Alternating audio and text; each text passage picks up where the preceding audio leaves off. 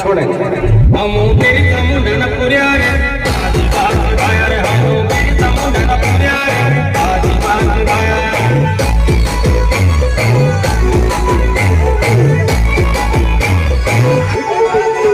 हम मेरी समुंदर पुरियारे आदिवासी भाया रे हम मेरी समुंदर पुरियारे आदिवासी भाया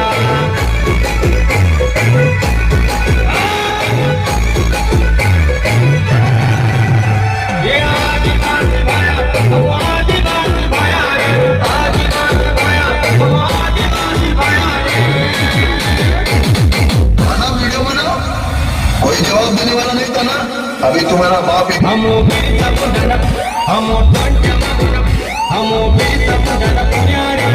आदिवासी भाया रे हम आदिवासी भाया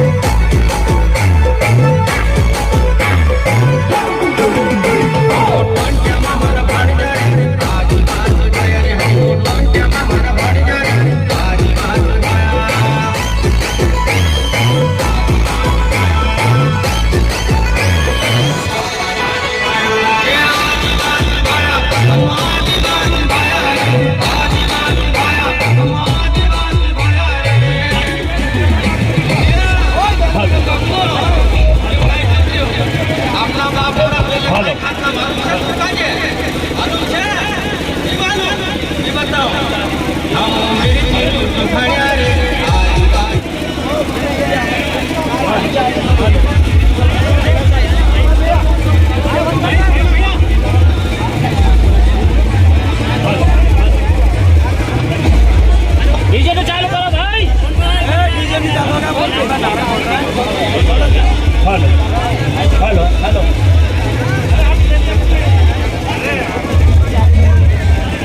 हेलो हेलो हेलो हेलो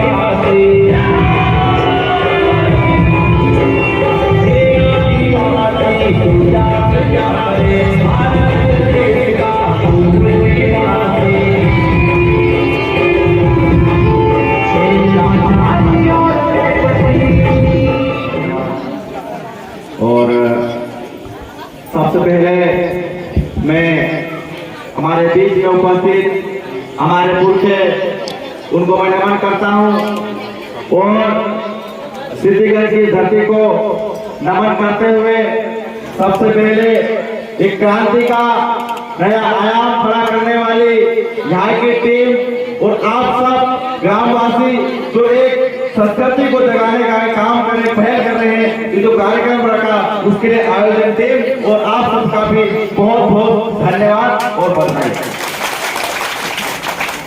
साथियों, मेरी बात वहां तक आ रही क्या? भैया इसका लोग कम कर देना है इसको थोड़ा। मेरी आवाज वहां तक आ रही है? सब हाथ ऊपर करके बता सुना मेरे को। कहां तक आ रही मेरी आवाज? पीछे तक आ रही है। साथियों, आज बहुत बड़ा दिन है। आज विश्व आदिवासी दिवस है और सबसे पहले हमारा दिमाग में हमने सोचा होगा कि विश्व आदिवासी दिवस क्यों मनाया जाता है, क्या कारण है आज? कोई का आज तो बता दो मुझे, किसी भी समाज का दिवस मनाया नहीं जाता है, लेकिन विश्व आदिवासी दिवस मनाने की क्या जरूरत पड़ी? आपके दिमाग में कभी इस प्रश्न आया है क्या? नहीं आया है। लेकिन विश्व आदिवासी दिवस मनाने की जरूरत आज सिर्फ आदिवासियों को ही नहीं है, हर समाज को है, इस धरती के हर एक प्राणी को है कि आदिवासी दिवस मनाने की क्या जरूरत है। साथियों, सन 1994 में जब इससे पहले प्रथम विश्व युद्ध हुआ, उसके बाद दूसरा विश्व युद्ध हुआ, सारी धरती पर पर्यावरण दूषित हो गया, मानव हाहाकार करने लग गया, तो विश्व भर के तमाम बुद्धिजीवियों ने एकजुट होकर ये फैसला लिया और ये सोचा इस धरती पर मानव को कैसा बचाया जाए, इस धरती पर पर्यावरण को कैसे सुरक्षित रखा जाए, इस धरती पर जल जंगल जमीन कैसे बचाया जाए। तो सबसे पहले पूरे दुनिया भर के लोगों ने, बुद्धिजीवियों ने एकत्र होकर एक बात तय करी कि सबसे पहले मानव को बचाने के लिए, इंसानों को बचाने के लिए हमें आदिवासियों को बचाना पड़ेगा। ये चीज पूरी दुनिया भर के लोगों ने इस बात को महसूस किया। क्यों? विश्व आदिवासी दिवस हमको मनाना पड़ेगा। और ये आदिवासी एक ऐसी कौम है जो इसको कहीं पर भी फेंक दो, जंगल में चाहे जितना बड़ा जंगल रहेगा, एक आदिवासी वहां पर जिंदा रह सकता है, लेकिन अन्य व्यक्ति नहीं सर्वाइव कर पाएगा। वो सर्वाइव नहीं, जिंदा नहीं रह सकता है, सिर्फ एक आदिवासी रह सकता है। और वो आदिवासी उस जंगल में रहने के बाद भी, उस प्रकृति के बीच में रहने के बाद भी प्रकृति को ही बचाता है, पशुओं को बचाता है और अपनी रक्षा भी करता है। ये काम सिर्फ आदिवासी करता है। हम प्रकृति से लेते हैं, उसे दुगुना हम उसको देते हैं, तो हम प्रकृति को संरक्षित करने वाले लोग हैं। आज जैसे दीक्षांत ने बताया, हम नारी प्रधान देश है। मुझे आज बहुत अच्छा लगा यहाँ पर आकर कि हमारे साथ सामने नारी शक्ति बैठी हुई है। साथियों, आज हमने क्या बना के देख लो, सरकारी बाई कौन थी? नारी शक्ति थी। जब इतिहास में दीक्षांत ने नारा लगाया था कि नारी शक्ति आई है, नई क्रांति आई है, लेकिन आज से नारा लेके जाए कि अब नारी शक्ति जागेगी, सारी समस्या भागेगी।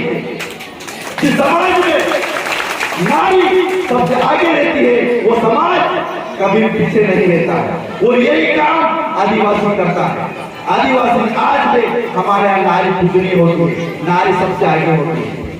इसलिए पूरे तमाम लोग सोचते हैं कि विश्व आदिवासी दिवस मनाना चाहिए। तो मैं सोचता हूँ साथियों, कुछ कार्यक्रम बोल रहे हैं यहाँ पे, तो सभी लोगों को रुकना है। और जी, तो बच्चों कुछ नाटक है, कुछ संगत करते हुए तो सभी साथियों को रुकना है। तो साथियों, अभी कुछ लोग यहाँ जा रहे हैं, तो उनके लिए छोटे से बात कहना चाहूंगा मैं। और आप सब बैठे हुए हैं, हम लोग हमारे यहाँ भैंस पालते हैं, गाय पालते हैं। कितने लोग हैं कि गाय भैंस पालते हैं? हाथ ऊंचा करें। सभी पालते हैं, आदिवासी पालता ही पालता है। तो साथियों, सबसे पहले भैंस दूध देती है, उसके बाद दूध को गर्म किया जाता है, गर्म करने के बाद में उसका क्रीम निकाला जाता है और उसके बाद में मट्ठा निकाला जाता है, दही बनाया जाता है और दही बनाया जाता है। फिर उसको गर्म करके उसमें छाछ को अलग करते हैं और क्रीम को अलग करते हैं। तो हम लोगों ने सबसे ज्यादा महंगा क्या होता है? छाछ होता है, क्रीम होता है, क्रीम होता है। उसके बाद फिर उसको गर्म किया जाता है, फिर उसमें से वेस्टेज बाहर निकाला जाता है और फिर उसका बनाया जाता है घी। लास्ट में क्या बचता है? घी। तो जब हम वहां से आ रहे थे, पूरी रेल में कितनी सारी भीड़ थी, तो सबसे पहले छाछ बाहर हो गया। उसके बाद फिर हम आगे आए, क्रीम बाहर हो गया। कुछ लोग साथी लोग उठ के चले गए। फिर बाद में लास्ट में बचा है तो घी। तो लास्ट में वही बचता है जो इम्पोर्टेंट होता है, वो उसी व्यक्ति पर समाज का सबसे बड़ा दायित्व होता है। तो जो सोचते हैं क्या सिर्फ नाचने कूदने के लिए ही हम ये कार्यक्रम होता है, वो भूल जाना। आप इस देश के मालिक हो, पूरे आखिरी कौन हुआ, आज भी आज इस दुकान में रह रहे हो कि हमारे पास कोई टेंशन नहीं इस बात में नाचने के लिए। अरे तो नाचने के लिए तुम जिंदगी भर नाचते हो, हमारे घर कोई मरता है तब भी नाचते हो, तुम जनवरी पैदा होता है तब भी तुम नाचते हो, शादियों में भी तुम नाचते हो। वो जहाँ पर ऐसे कार्यक्रम सुनने होता है, वहां पर जाकर तुमको जहाँ पर बहुत सी बच्चों होना चाहिए था, तुमको ज्ञान लेना था, तुमको सीखना था, इस दुनिया वालों से लड़ने के लिए अपने आप को प्रेरित करना था। उस समय तुम नाचने को अपना टाइम वेस्ट कर दिए, तो तुमको मरने से कोई नहीं रोक सकता है। साथियों, आज आदिवासी सबसे विपरीत परिस्थिति में जी रहा है। मुझे आप बता दो, सबसे ज्यादा इस मध्य प्रदेश में रहने वाला कौन है? आदिवासी है। आदिवासी जिधर जाता है उधर सरकार बता देता है, जिधर जाता है मेरे भाई ने बात बताई थी, उधर सरकार गिर जाती है। लेकिन साथियों, आप सबके विडंबना सबसे पूरी विडंबना हो गई है कि सबसे खेलों में अगर चल रहा है तो आज आदिवासी है, बेरोजगार सब चल रहा है तो मध्य प्रदेश में आदिवासी है, गरीब किसी को मिलेगा तो ज्यादा आदिवासी मिलेगा। साथियों, आप इस देश के मालिक हो, इस धरती के मूल निवासी हो, आपके पास जंगल है, जंगल में खदानें है, खदानों में आप खदानों में बैठे हुए हो, लेकिन आप मुझे बता दो वो कितने आदिवासी खदानों के मालिक है, कितने आदिवासी जंगल के बांध मालिक है, जिसके पास कितनी जमीन बची हुई है, आपके पास सब कुछ लुट गया है। वो आज भी अगर ये सोचते हैं कि हम तो नाच कूद के सिर्फ घर जाना है, कोई खा लिए कोई खा के घर जाना सिर्फ, तो आपको मरने से कोई नहीं रोक सकता है। आप इस देश के मालिक को आप जान चाहिए। इसीलिए मैंने कहा था, सबसे पहले मैंने कहा था कि सबसे पहले यहाँ की टीम के लिए तालियां बजाइए, इसे कार्यक्रम करने वालों को तालियां बजाइए, क्योंकि ये चीज होना चाहिए। जब तक हम बहुत ही मजबूत नहीं होंगे, हम सामने वालों को नहीं लड़ सकते। साथियों, क्यों? एक समय पहले था तो पहले युद्ध लड़े जाते थे, जो सबसे ज्यादा शक्तिशाली होगा वो युद्ध जीतेगा। उसके बाद आए तो बंदूक को तोप से लड़ी जाएगी। उसके बाद टाइम आया तो ज्ञान से लड़ी जाएगी। साथियों, तो ज्ञान से आपको सफल होना चाहिए और ये होना चाहिए। दूसरी बात, आज हम देखते आ रहे हैं हमारे समाज में शिक्षा का सबसे ज्यादा बड़ा अभाव है। साथियों, जहाँ पर हम 200-300 किलोमीटर दूर आप लोगों से मिलने आए, तो यहाँ से माता बहन एक गार्ड बांध के ले जाए मेरी बात को, या फिर घर की दीवार पर लिखते, आप लोग पुरुष भाई ध्यान रखें इस बात को ध्यान रखें कि मैं भले एक रोटी कम खाऊंगी, लेकिन मेरे बच्चे को जरूर पढ़ाऊंगी मैं, क्योंकि शिक्षा साथियों बहुत जरूरी है।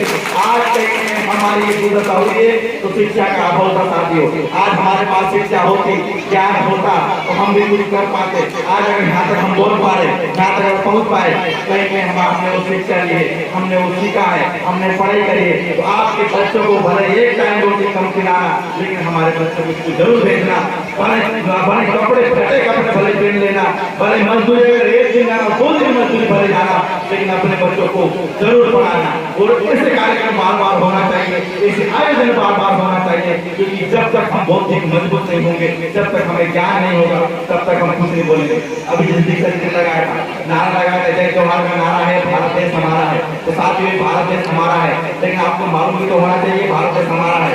आपको हमने बोल दिया कि जंगल जंगल हम रुचे, लेकिन आपको ज्ञान होना कि जंगल किसका है, कैसा है, कैसा है। आपके पास 5 लाख की आमदनी है, आपको उसके बारे में पढ़ना चाहिए। मुझे बताओ बेरोजगार युवा कितने यहाँ पर? आज के 1.5 लाख समथिंग बेरोजगार है। 15 साल से बेरोजगार है। शिवाजी चौहान का घर दिया है, सुनने में आया है। बेरोजगार मुझे कितने युवा बेरोजगार हाथ ऊपर करके बताया जाए। अभी मुझे कितने युवाओं में कम से ये बताओ, 1.5 लाख तो ईमान कितने लोग जानते हैं? 1.5 लाख क्या होता है कितने लोग जानते हैं? आप जानते हैं 1.5 लाख क्या होता है?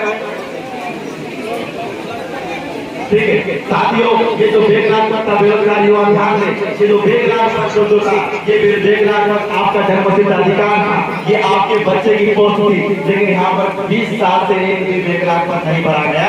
ये सबसे बड़ी विडंबना है। आदिवासियों कहीं कहीं लोग नियम जाने से लिए लोग जाएंगे।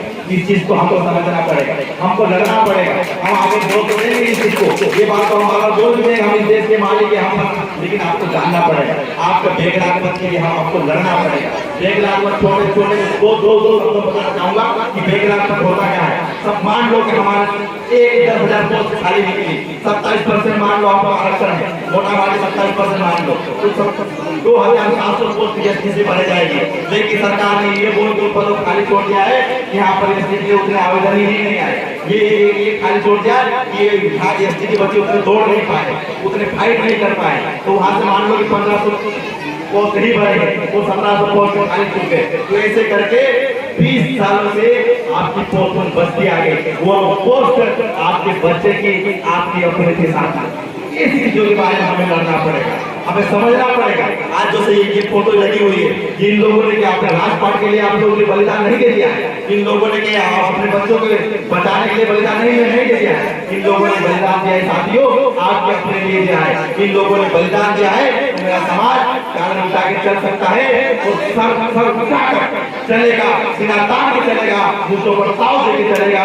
इसलिए इन लोगों ने अपना बलिदान दिया और उनके बलिदान खातिर आपको बताया जाता है कि बार बार हमको सुनना पड़ेगा। अगर हम सुनने में मजबूत नहीं हुए, हम सुनना नहीं सीखे, तो हमको मरना पड़ेगा साथियों, हमको लड़ना पड़ेगा, हमको लड़ना पड़ेगा। हमारे पास कोई रास्ता नहीं है। जल जंगल जमीन तुम्हारी है, इसे कब्जा करो, इसे तुम्हारी है, वो लड़ लो, अपने अधिकार को ले, आपको लड़ करके मिलने वाला है। ऐसा आपको हाथ पर जोड़ के नहीं मिलने वाला। तो साथियों हमको सीहोर में जाना है, वहाँ पर भी कार्यक्रम है और हम ऑलरेडी काफी लेट हो गए हैं।